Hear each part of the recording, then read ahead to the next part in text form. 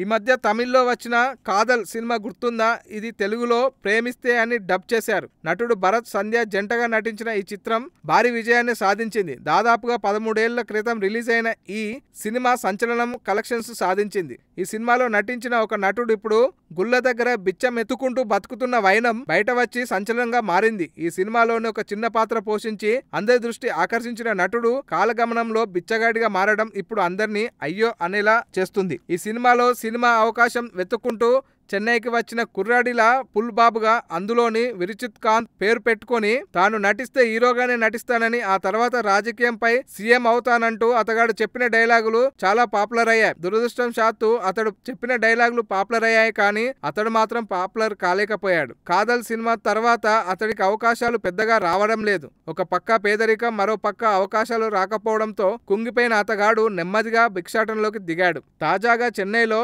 చులైమేడు గుడి ముందు భిక్షాటన చేస్తూ జీవితాన్ని గడుపుతున్న అతగాడిని చూసి స్థానికులు అయ్యో అంటూ రంగుల ప్రపంచంలో కలిస్తే వస్తే స్టారు లేదా తేడా వస్తే ఇలా ఉంటుందన్న మాట పలువురు నోట వినిపిస్తుంది. మీకు నచ్చినట్లయితే సబ్స్క్రైబ్ చేయండి. ఫిలిమి స్టార్స్ బోలెడంత న్యూస్ బోల్డ్ గా.